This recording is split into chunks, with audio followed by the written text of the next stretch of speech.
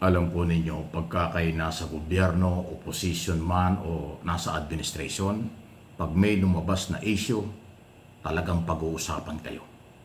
Abay, hindi pa nga ho tapos. Alam naman natin si Jinggoy Estrada, may nakapending pa rin kasong graft and corruption before Sandigan Bayan tungkol sa PDAP nung araw. Hindi pa tapos yan. Ngayon, sinasangkot na naman siya sa graft and corruption sa flood control at iba pa, dyan sa lalawigan ng Bulacan.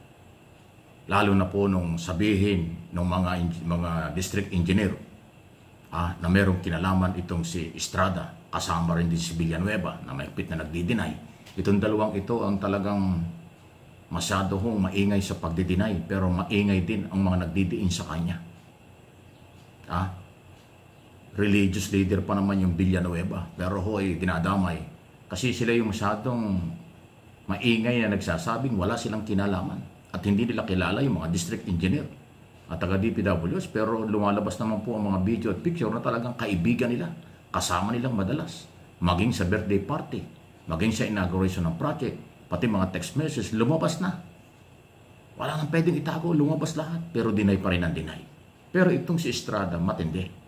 Hindi lang sa gasong korupsyon na kinakaharap at posibleng panibagong kaso, kung hindi ngayon personal na buhay na ang lumantad. Kasi meron kasamahan siya sa showbiz kasi artista din niya si Estrada dati. Jinggoy Estrada. Abay, nananawagan na siya daw ay dapat mag-resign bago daw lumabas ang katotohanan kung ano ang kanyang pagkatao. Wow, pagkatao, personal yun Dalawa daw ang pagkatao. Double life. Si Jinggoy Estrada. Ano yun? Matindi. Di ba may nagsasabi nga na nagtatanong nga, kaya ako nagtatanong din, totoo bang lalaki si Jinggoy Estrada? Totoo ba yung balita na bakla si Estrada? Abay, tanong lang po yan. Pero meron ho kasing nag-warning na pag hindi nag-resign, ilalabas daw nila yung matinding alam nila kay Jinggoy Estrada during 2022 election. Election ba? Hindi lang pala 2022 election. Nung pa daw Fernando Poe Jr. Oh my goodness. Kailan ba yung kay Fernando Poe Jr.? 2004 yata yun. Ang tagal na, no? Diba yung kampanya ng kay Fernando Poe Jr. ay 2002-04 na ang kalaban niya si Gloria Macapagal-Arroyo. Matagal na, dekada na. Meron palang record yung taga-showbiz na ang dahilan ay personal din. Nawala daw yung kanyang boyfriend. Naloko na. Ano yan? Pati boyfriend na may boyfriend, pinakikialaman. Nakala ko pera lang ng bayan. Sabi ng mga nag-aakusa sa kanya, involved sa korupsyon.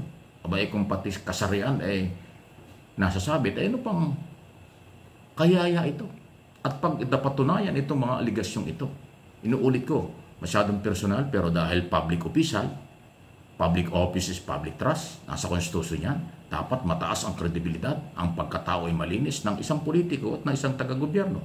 Pero ang pinag-uusapan ay korupsyon at saka moralidad. Kasi may nag-aakusa na di umano ay ang kasarian na, double life, ano yun? Mabigat na yan. Naku, Senador Estrada, lumantad ka at magpaliwanag ka rito. Tingnan natin kung maniniwala ang mga tao sa iyo. Habang nananahimik ka dito sa isyong ito, baka nga totoo ito. Na dati mong kaibigan, sino ba nag-aakusa sa iyo? Ruby Taroso. Sino ba yung Ruby? Ruby ba yan? Ruby. Tama. Ruby Taroso. Artista yan o talent manager, kung ano man ang industry nyo. Pero kayo pala, mayroong mga pinagdaanan.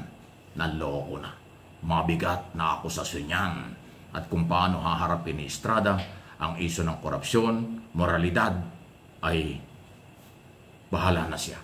Lahat kami nagtatanong lang. Kung totoo ito, kung ano man ito, ay dapat harapin at ipaliwanag ng maayos ng kasalukuyang senador. Ayan, okay? Any comment, reaction, malaya po kayo. Samantala, ito naman hong mga rally na ngayon ay pinag-uusapan, grupo-grupo po ang rally. So maging maingat po tayo, may mga rally na baka iba ang plano, iba ang agenda, maging maingat lang.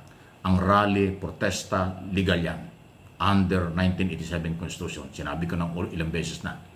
Freedom of speech, freedom of expression, freedom of the press, yan po ay sinasabi ng saligang batas. Ngayon, kung merong agenda na may pagka-rebellion, may personal interest, political interest, ibang issue. Pero kung ang rally ay naghahanap ng justisya tungkol sa mga perang nawawala, tungkol sa scam ng flood control project at iba pang scam sa gobyerno, ayan, normal lang yan. Mag-rally kayo, walang problema. Kaya ingat lang po kasi may mga grupo ng agenda, pabagsakin si Marcos, ibalik si Sara o ipalit si Sara. Ibang issue yan. Ipapalit mo yung Sara meron niyang problema yan sa korupsyon. Kaya nga na-impeach sa Kongreso, kaya nga nakabinbin, naka-archive yung article of impeachment, korupsyon. So kung merong korupsyon sa Marcos administration, sama doon si Sara. Kasi siya yung naunang nabulgar na involved sa graft in corruption, betrayal of public trust, dahil nga ho sa confidential fund. Pagkatapos ngayon gusto nilang palitan si Marcos, siya ipapalit, sandali, ibang issue yan. Kaya ingat po kayo. Yung mga nagrarally na gusto nilang palitan si Marcos, ingat kayo dyan. Iba ang galaw niyan. Yung magrarally na ang layunin lang ay hanapin ang katarungan ng pera ng bayan, yun okay yun. Samahan nyo yun. Dahil lahat tayo may karapatan. Pera natin yan. Ha? Ingat lang po. Meron kasi nung nagtitake advantage. Ha? Tukoy natin, yung Duterte supporters, yung DDS, anti-corruption ba talaga sila? O anti-Marcos lang? O nag-take advantage sila sa sitwasyon? Gusto nilang sakyan itong isyong ito para mapabagsak si Marcos at maiupo nila ang gusto nilang maging Pangulo. Yan ang galaw ng DDS. Abay, ingat tayo dyan.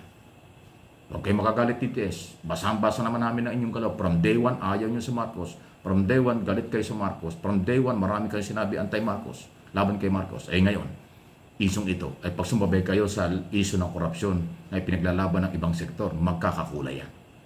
Hindi mawawala sa rally ng mga DDS. Kaya hindi sila lumalaki. Kaya nga sabi ng iba'y kakaunti, nilalangaw daw. Iba naman ang layunin nila. Gusto nilang iupo si Sara na meron ding problema sa korupsyon. Hindi pwede yun. Hindi pwede.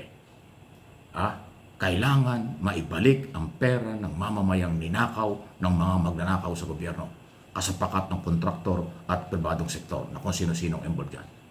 Kasuhan, ipakulong at ibalik ang pera ng bayan. Yan ang gusto ng totoong Pilipino na walang agendang pampolitika. Yun lang, wala nang iba.